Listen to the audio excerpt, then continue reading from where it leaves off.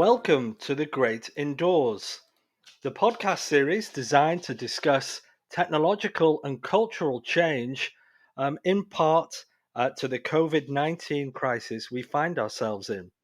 So, I'm your host, Matt Roberts. We are now at episode 4.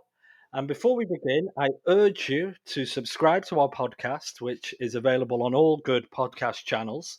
And please visit our website, amdocs.com/the great indoors, where we have, as I've said before, a treasure trove of content and videos and survey results and even free gifts for you to enjoy. So please visit that.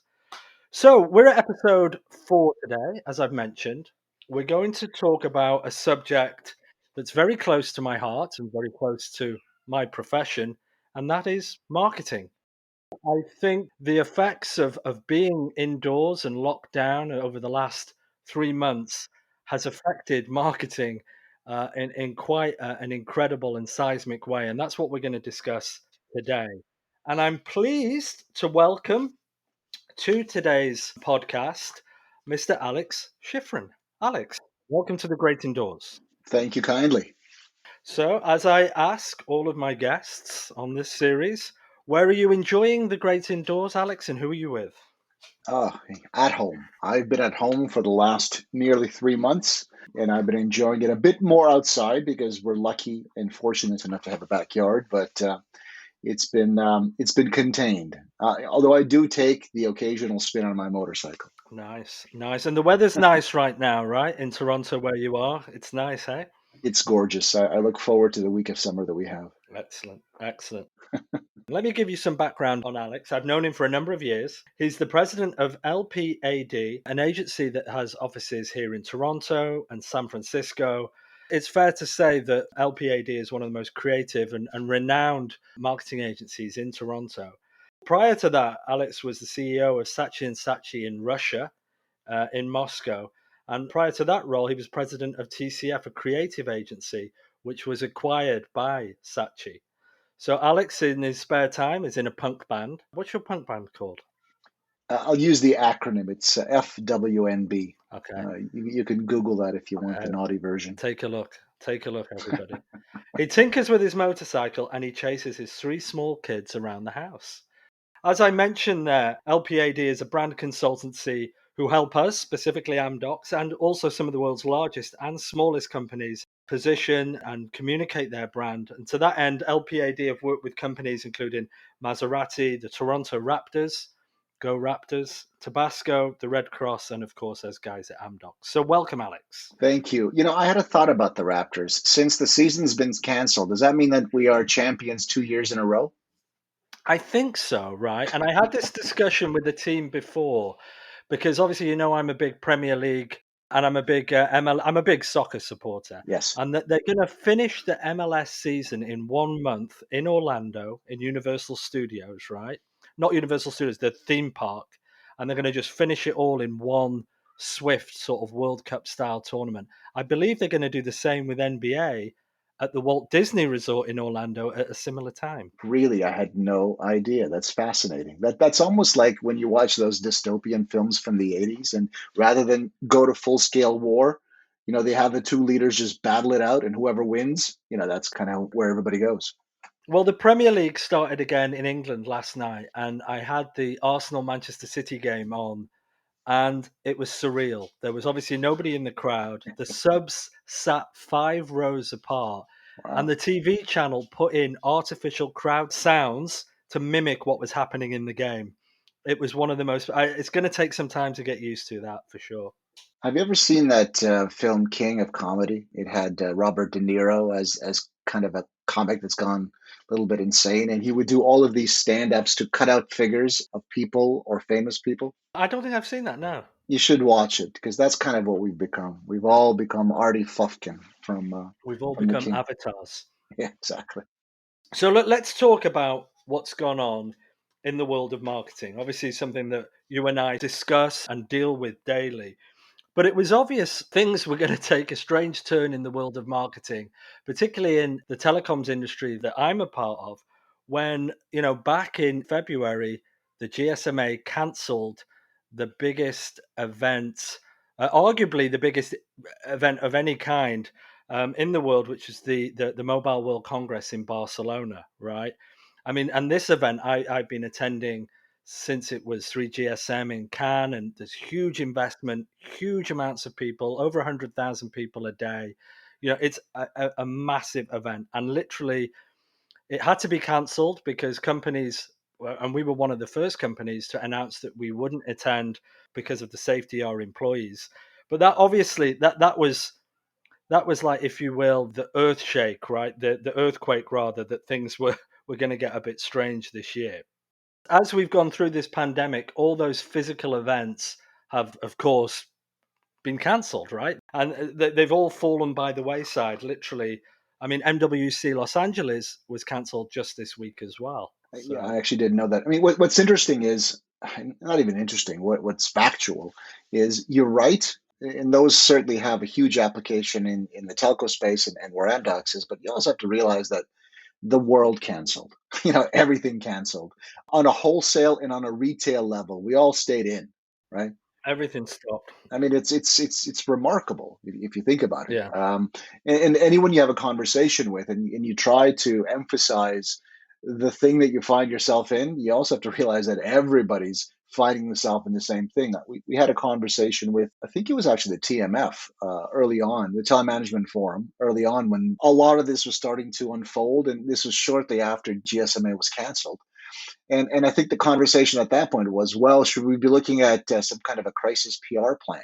And I think pretty quickly it became obvious that this isn't a crisis. This just is, right? You don't need to treat something that is a crisis if the entire world simultaneously slips into the same reality, right? yeah. No, and I think, it wasn't like anybody was exempt from what was happening. Everything stopped on the event front. And I think from a marketing perspective, particularly in the B2B world, these events are they're huge spend item for us.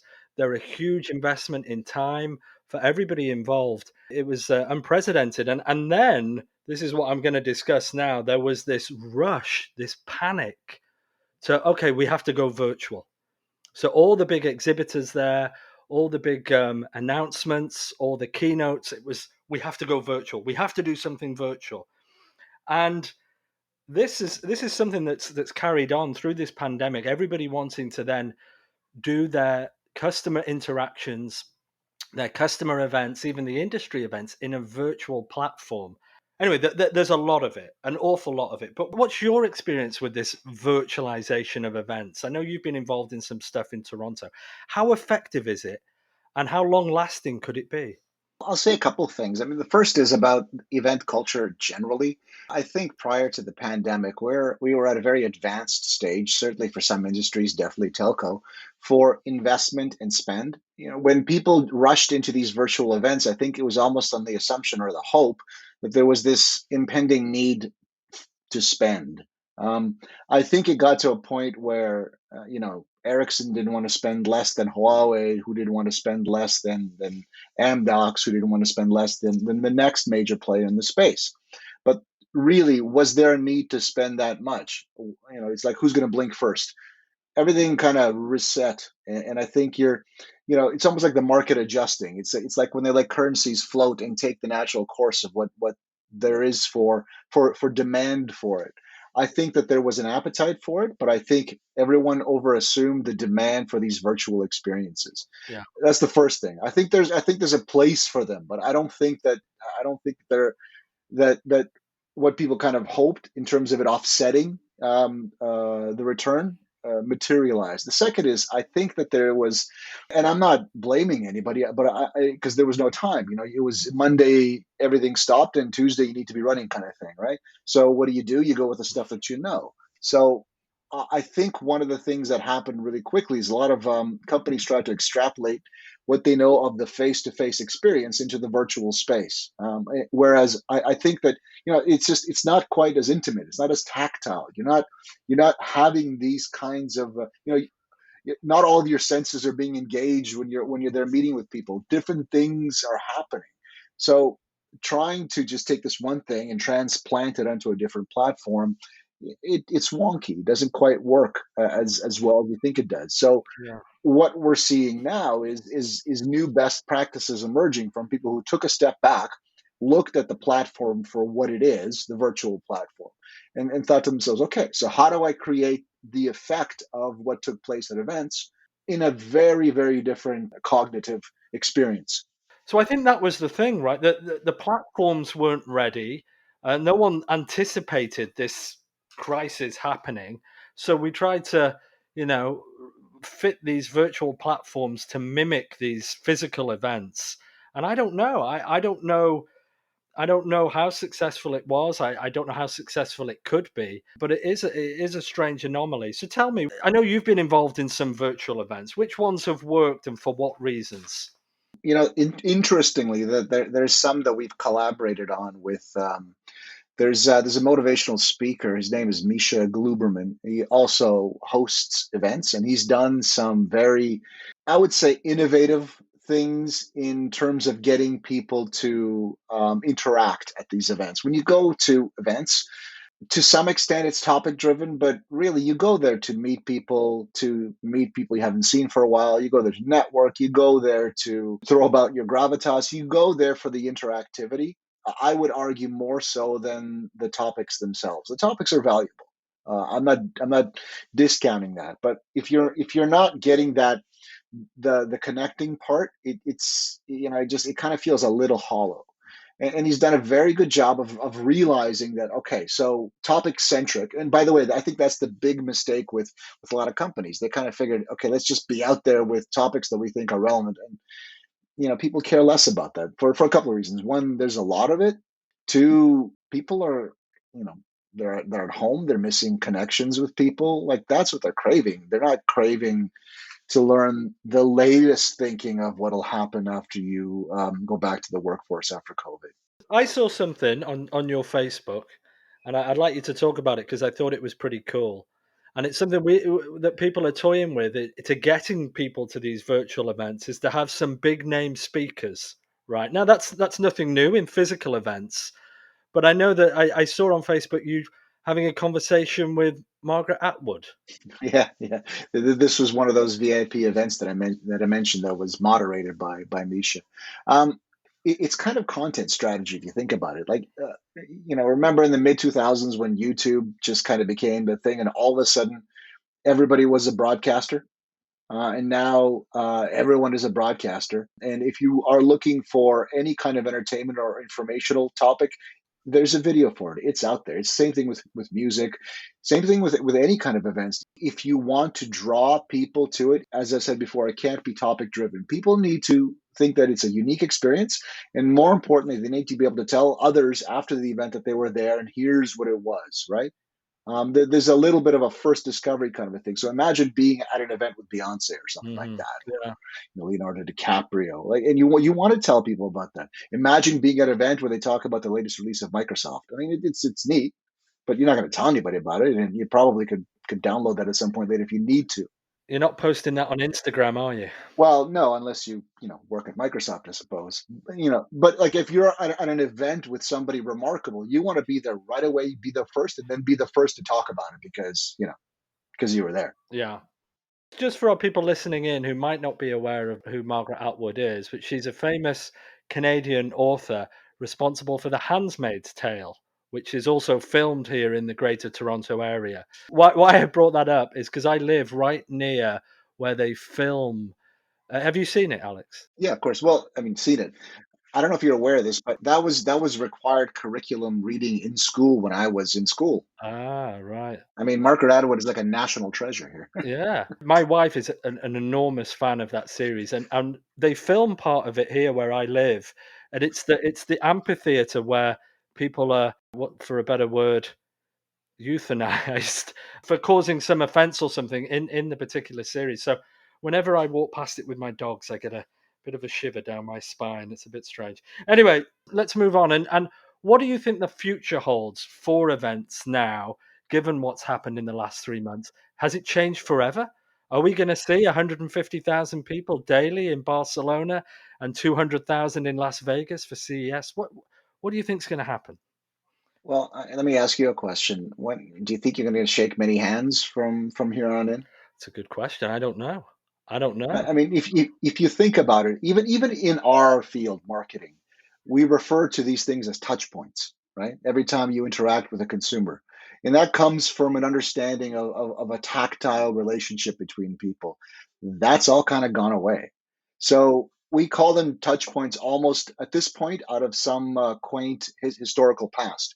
I think it, of course, is going to change. I think the need to have a job and to propagandize your brand and be out there, that's not going to change. The need for people to meet and interact and connect, that's not going to change. The way that it's going to happen, I think that there is now a conditioned approach to the way that people are going to, approach touch points. And we, as marketeers, have to reshift our paradigm, to use that cliche, and be in those new touch points. I heard the word mentioned hybrid event, right? Yeah. And I hope it doesn't catch on because I think it sounds absolutely awful. But an event would be part virtual, part physical, and I don't know. I really don't know. But again, for the last 3 months, I haven't travelled more than 2 kilometers from my house, so I don't know how comfortable I would be in 6 months getting on a plane to start with, flying to somewhere like Las Vegas. I don't know. I think everyone's mental conditioning needs to change over this. I think some things will change, but I don't think it's like we'll get over this and we'll start to do the things that we do. I think we'll do some things very differently, but I can't imagine that we will only ever exist in our homes and never venture forth again, kind of thing. Yes, no, absolutely. So let's shift gears and talk about a subject that I think is very close to your heart and the effect that the pandemic has had on the advertising industry in particular. And look, it isn't new. There's been a shift to digital over the last few years that's been completely noticeable. When we look at the social media giants, when we look at the rise of Google, as advertising platforms. But one thing that I thought was startling was the advertising spend is down massively across the world, right? And this is nothing new. It typically, follows GDP. So if you go into a recession, advertising spend will fall, etc. But I think what's remarkable about the data points that I have in from the World Economic Forum is TV advertising is down 21% since the start of the pandemic.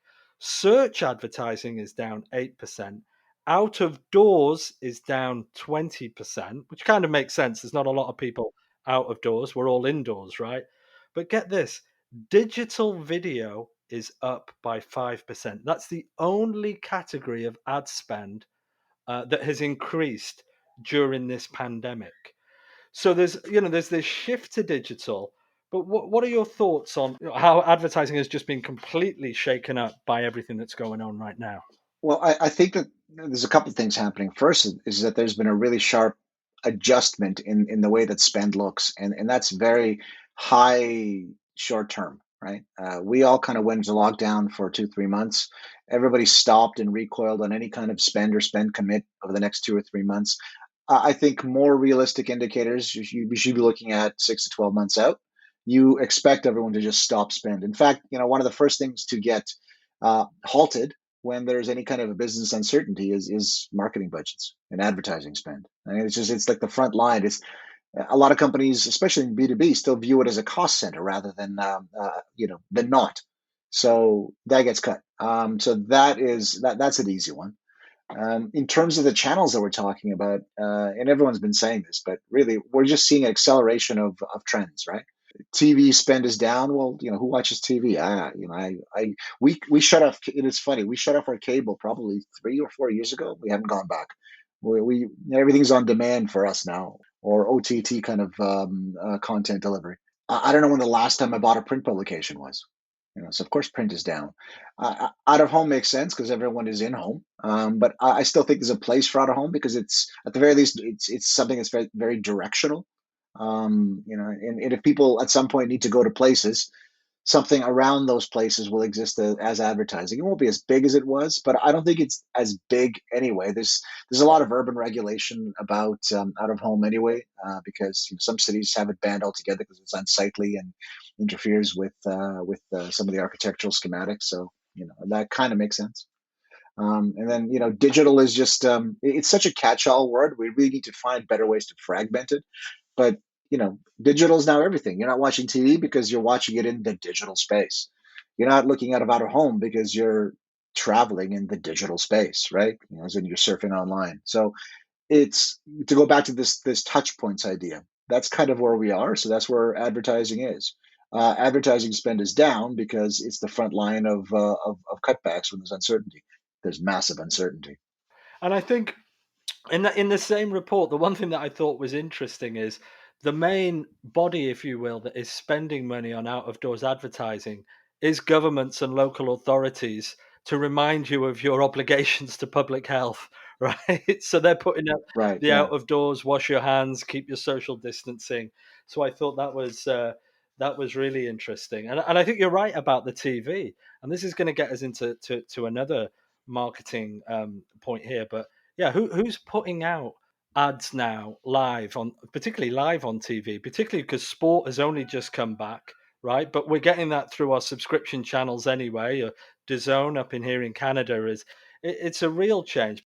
Right before we started recording this podcast, Alex sent over to me a really funny but alarmingly interesting YouTube video that shows how all advertising has become homogenous during this crisis. And it's unprecedented the amount of times I've heard the word unprecedented.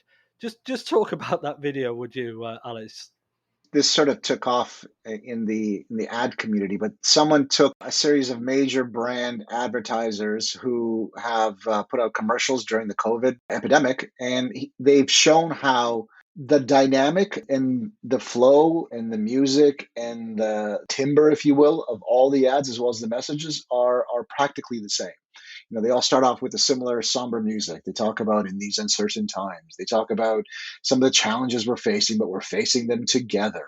They talk about how we're going to come out of this. We've always been there for you. We've been around for 50 years. I noticed they all needed to get in the origins of their company almost to show some stability. Yeah.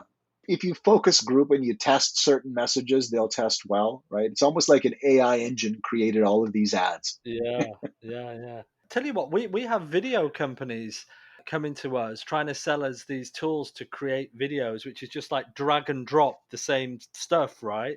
So it is almost a little bit like an AI bot has said, okay, what do people need to hear? What do they want to hear right now? And out comes these videos that are almost indistinguishable with their similar messages, music, ambience, and everything. So I think that's really cool. Check it out. We'll put it on our website, amdocs.com/the great indoors. But I think it's fascinating to see that. Let's talk about a platform. And you and I have had this conversation before. And I found this quite startling is Facebook Live and the mechanisms of actually broadcasting through these platforms rather than the traditional platforms of cable TV or so forth. And I'll give you my personal experience of this during the pandemic, right? And why I think this is interesting. And the statistics are that 80% of all digitally streamed content is now done through Facebook Live and similar platforms, right? Which I thought was incredible. But where it really hits me is if you're sat at your desk, if you're at home, you'll get a notification for Facebook Live if you follow CBC or the BBC or CNBC to say, okay, we're now going to broadcast the latest on the coronavirus crisis from Justin Trudeau. Click here. And then you're automatically on any device redirected to this live broadcast that you can engage with and interact with, right? On the platform of choice. And I imagine there's similar things. It'd be good to hear an example of how you've used that. But what do you think the implications are on that for marketing, for advertising, and even going back to our first point on events?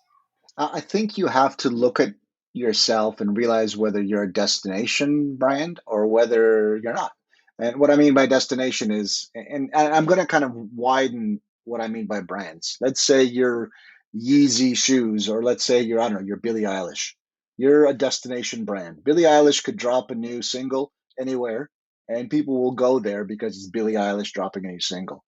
If you are a B2B brand that needs to pull people in, you're going to have a bit of a challenge, and you should go to where the people are rather than wait for them to come to you. It's like footfall, right? If you've ever seen some of those kiosks on the street, you have one guy selling hot dogs, and there's a bunch of people 5 meters over. There's a guy selling hot dogs, and there's nobody there because that's just the way the footfall goes. It's the same thing in virtual spaces. Facebook Live is that's just where people congregate. And if you're not a destination brand, go to where the people are, and then say your thing. It's really interesting. I don't know what the future holds, right? And I noticed that Facebook, even Facebook video, they offer up short form content based on your habits and based on what you're looking at, and even what you've searched for, right? It's really getting personalized. But you touched on something then that I want to bring in now as well, and that's brand. Yeah. For a company's brand, everybody's gone digital. Everybody's now engaging digitally.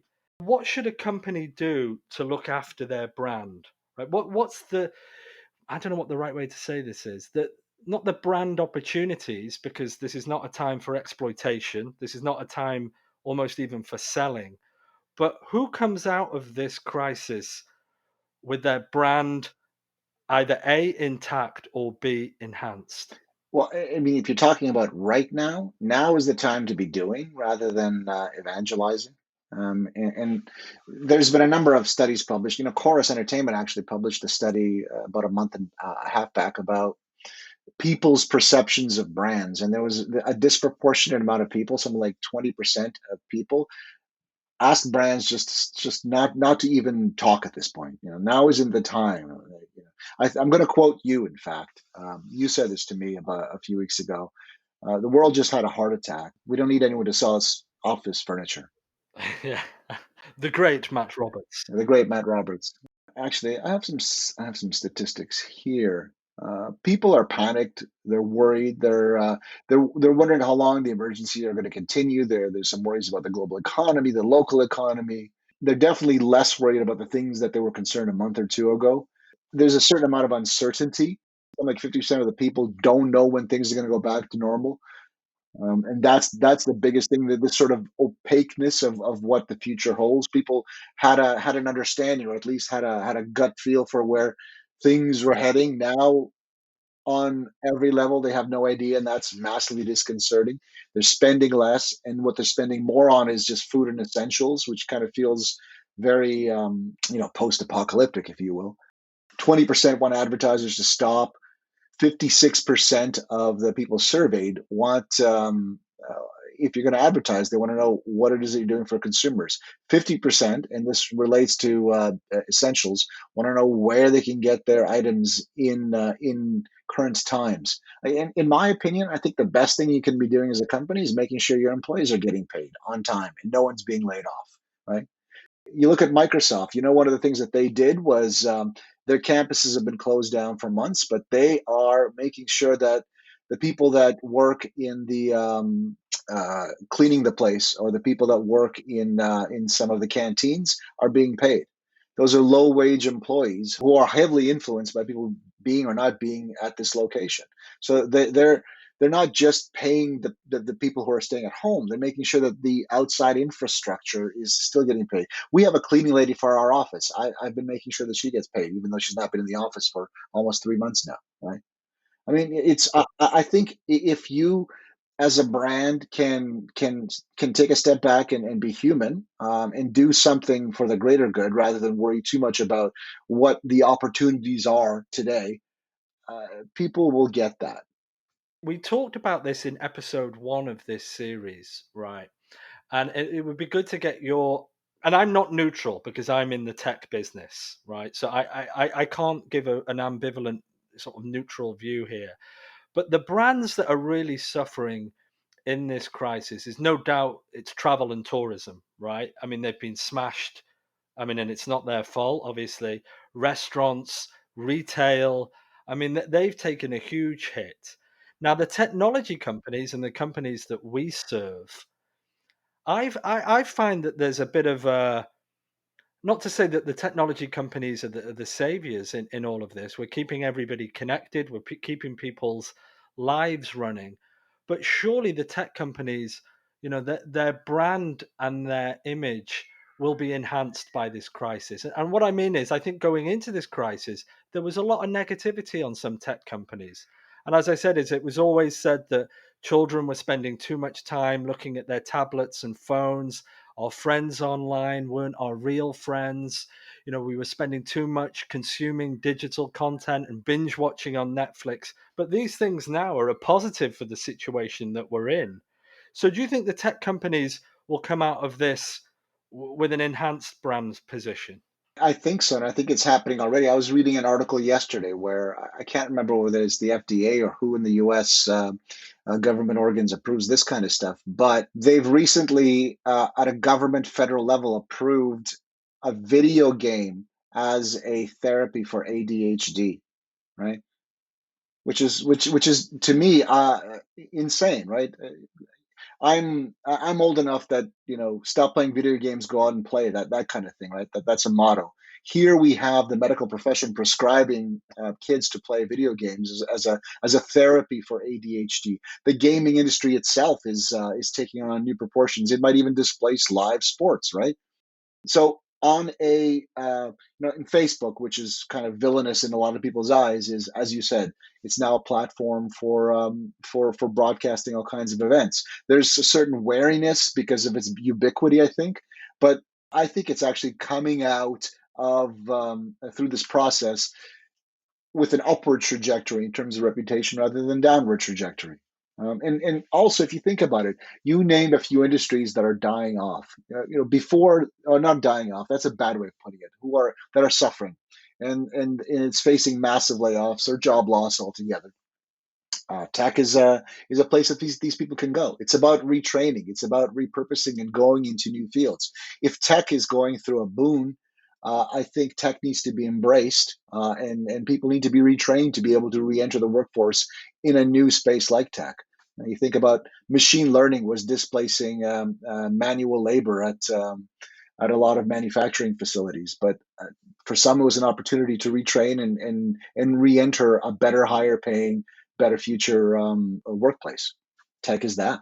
Yeah, definitely, for sure. And I think this next subject, I think, is something close. It's something would I say I'm enjoying, or something that's making this current crisis interesting as a marketeer, and that's creativity, right? Because we're now living in an almost entirely digital and online world, people's expectations towards a brand and digital experience is really changing. And I think it's no longer about clicks, downloads, and impressions. It's about engagement, right? It's about experimenting. I think we're in a period of experimental marketing, right? We're trying new and different things to improve our brand, get engagement, reach out to new personas. We're trying those things. And I think this podcast series was driven a little bit by that sort of desire to do something a little bit different, a little bit creative. What are some good examples you've seen out there of people getting really creative during these times? Well, I'll say one thing before I get to that. I think we have yet to see the the harvest, if you will, of creativity from what's happening today. I mean, if you think about creativity as the expression of storytelling or people's experiences, I've yet to see. I mean, we're still watching movies of people kind of going out there and traveling. We're still watching movies from last year or that were produced last month. We're not really watching content that was created in the reality of everybody sitting at home, with the exception of some of the what was that Bruce Willis film where he was an avatar. Um, what I'm saying is that today's experience has yet to be published, and that's going to happen soon. So I think that's where we'll see a lot of that creativity. Where I've seen a lot of interesting adaptations is the ability to think small and create big. A lot of production companies are starting to do big looking productions that are taking place at somebody's houses or apartments, or using smaller crews, or using clever innovations with less materials to make it look like it's something far bigger than what it is. And I'm always amazed to see the new crop of smaller productions with bigger messages. Normally, particularly in the B2B world, you'd schedule a webinar, you'd deliver a presentation that was about your products and services, then you would analyze how good that was or how successful that was by, again, like I said, the amount of impressions and click through rates and people that signed up, and then ultimately the pipeline and the funnel. I think now, and I like it, I like the notion of going from presentations to programs. Things that are interesting in ways to market are things like talk shows, chats, coffee breaks, things that force the person that you're engaging or that you're trying to engage with to engage back with you. When we recorded the podcast episode last week with Vicky Slight, one of the things we talked about in diversity, if you're working from home, you can't just sit back and let other people run a meeting or be the main proponent in any meeting. You have to engage to be relevant, right? I agree. And I think we're seeing that in marketing. It's about engagement. I think what you're doing, I think this podcast is exactly what B2B marketeers should be looking at. I think there's still a place for data driven net casting of lead generation searches. I think that the broad data driven campaigns, there's still a place for it. But I think true content storytelling, one to one conversations, having to sweat through this, that's what's needed right now. And I also saw that in the first month of the pandemic, one of the most heavily shipped items on Amazon was podcast mics. That's funny. We're up against a lot of competition. So just again, please subscribe to this thing. Everybody, please. No, I'm joking. So look, any other examples of experimental marketing that you've seen out there, Alex, over the last few months? Anything around giveaways or gamification? Anything that's made you think, well, that's interesting? You know what I found really fascinating is what Fortnite has been doing.